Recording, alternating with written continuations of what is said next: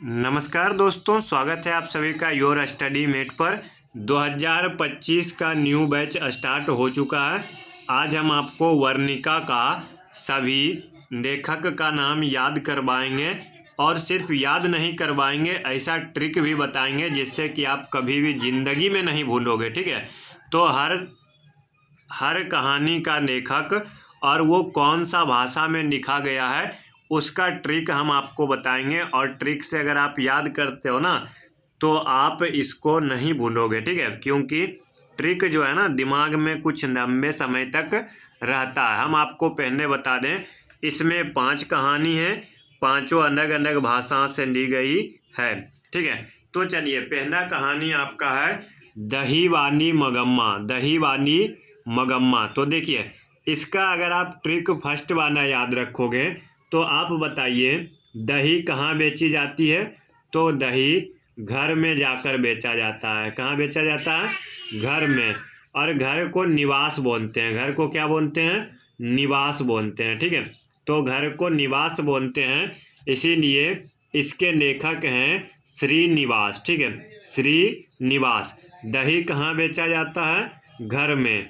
घर को निवास बोलते हैं, इसीलिए इसका लेखक कौन है? श्रीनिवास है। अब देखिए एक और ट्रिक है, अगर दही सर पे रख के बेचने जाएंगे तो हमारा कान में लग जाएगा, इसीलिए कान में लग गया तो कान से कन्नर। ठीक है, दही घर में बेचेंगे, घर को निवास बोलते हैं, इसीलिए श्रीनिवास।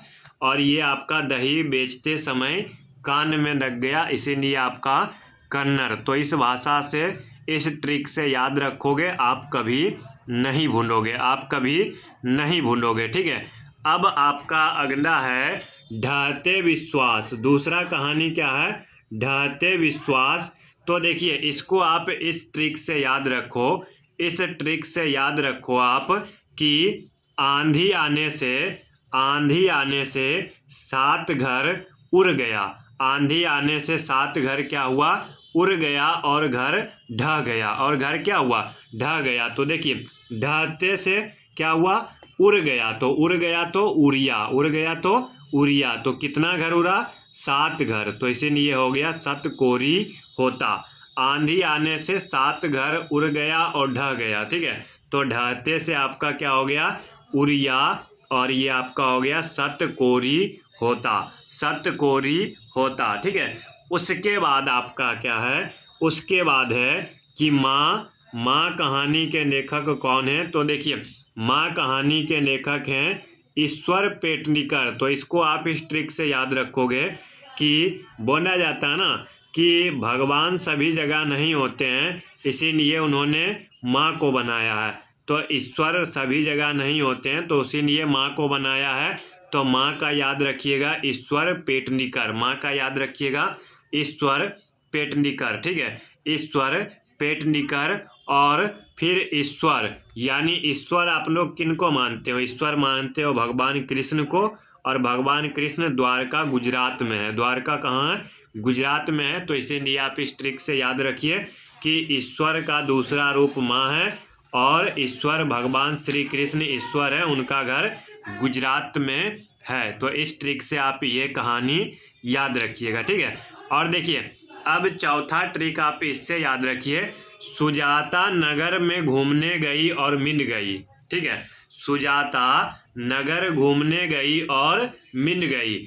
सुजाता नगर घूमने गई और क्या हुआ? मिल गया। तो मिल से तमिल, और सुजाता किसका लेखक है? नगर का। ठीक है, तो इस ट्रिक से याद रखिएगा, सुजाता नगर घूमने गई और मिल गई। सुजाता नगर घूमने गई और मिल गई। तो इस ट्रिक से आप इसको याद रखिएगा। ठीक है, उसके बाद धरती कब तक घूमेगी। धरती कब तक घूमेगी, ये राजस्थानी कहानी है, और ये है सांवर दैया। ये आपका क्या है? सांवर दैया। ठीक है, तो देखिए ये इस तरह से याद रखिए, एक राजस्थानी लड़की समर कर धरती पर घूम रही है। ठीक है, एक राजस्थानी लड़की, समर का मतलब क्या होता है? तैयार होके। समर का मतलब क्या होता है? अच्छे से तैयार होके धरती पर घूम रही है। ठीक है, राजस्थानी लड़की संवर कर तैयार होकर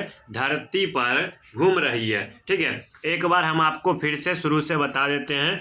दही घर में बेचा जाता है, घर का नाम निवास है तो श्रीनिवास, और दही बेचते समय कान में लग गया तो कन्नर। ठीक है, आंधी आने से 7 घर ढह गया और छप्पर उड़ गया। ठीक है, आंधी आने से 7 घर ढह गया और छप्पर उड़ गया, तो ढहते विश्वास का सतकोरी होता और उड़ गया तो उड़िया।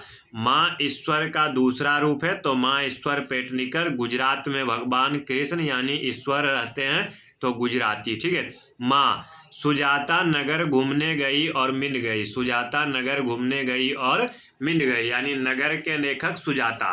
ठीक है, राजस्थानी लड़की संवर कर धरती पर घूम रही है।